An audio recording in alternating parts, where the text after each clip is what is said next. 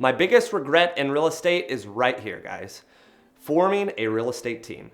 What's up, guys? It's McKeown back again with another video this week. And yes, I am the sole owner of KMAC Realty Group. I formed it about 5 or 5.5 years ago, originally as just a solo agent and just a brand new real estate agent in the Dallas-Fort Worth area. Up until about 8 months ago, though, I grew it all the way up to about 5 staff members and 8 licensed real estate agents, including myself. But fast forward to now at the end of January in 2023, I am down to one single individual employee with KMAC Realty Group, and I'm gonna break down why building a real estate team was the biggest regret I've had since getting licensed. I'm gonna give you guys kind of a background story of my full experience in real estate. Dating back to 2017, when I got licensed, I moved to Dallas about a week or so and then formally got licensed in the state of Texas. Now fast forward 12 months after that, in the summer of 2018 is actually when I went full-time. Most of you guys can probably relate to back when you were in high school. Everyone really told you, including your parents, fellow family, friends, that college was really the only way to be successful. If you didn't go to college, you didn't get a degree. If you didn't get a degree, you didn't become successful. A lot of those societal norms actually push into your 20s. Some of you may be able to relate too with now, hey, you've graduated from college, you've got to either find your husband or wife and start having kids in your mid to late 20s. Both of those situations were far from what I actually experienced. I joined the Marine Corps at 19. I didn't find a wife or have kids like most folks do in their 20s. So how does that relate to building a team in real estate? Well, what I can tell you is having been licensed for 5.5 years, there's nothing that has pushed on you more if you're a successful real estate agent than to build a real estate team. First and foremost, you will have to bring on employees if you do want to grow your business.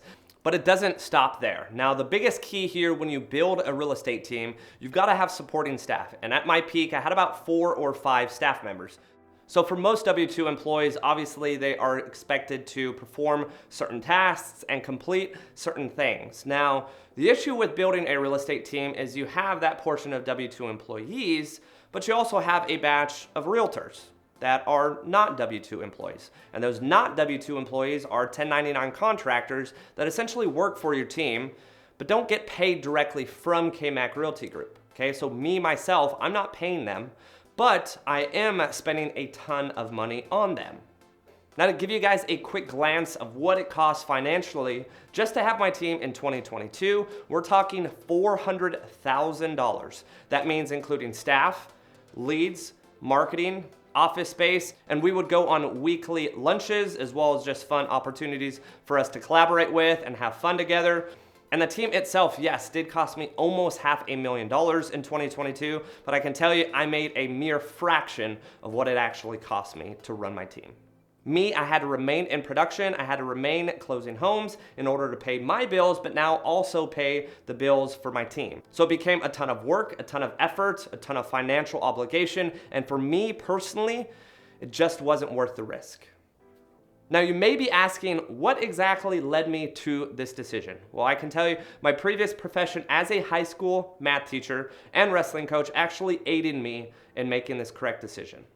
Now, the story there is back in 2016, I moved to San Antonio as a first-year teacher. That first year teaching, right out of graduate school, I was a pre-AP, pre-calculus, teaching juniors and seniors, and honestly, some incredibly smart sophomores.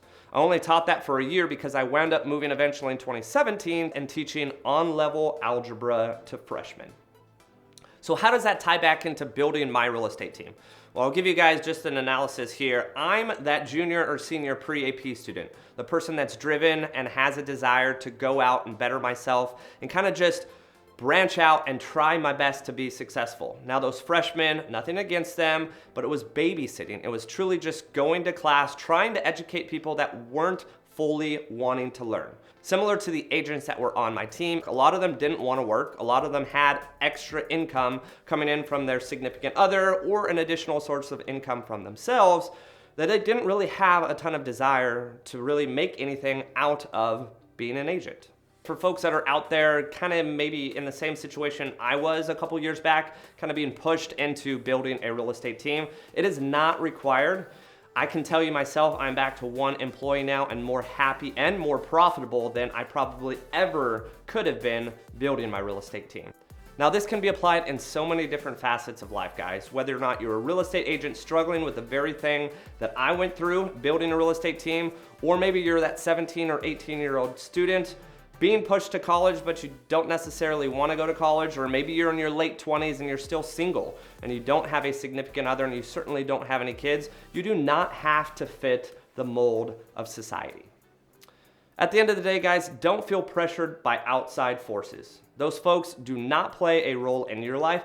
Go with your gut and go with what you feel is right for your life. And there's never gonna be one straight path to success. So yes, my biggest regret in real estate was building a real estate team. I've thrown it all away though, and in 2023, I'm gonna be more profitable and happier than I ever have been. Make sure to like and subscribe, it really does help, and stay tuned for the next video.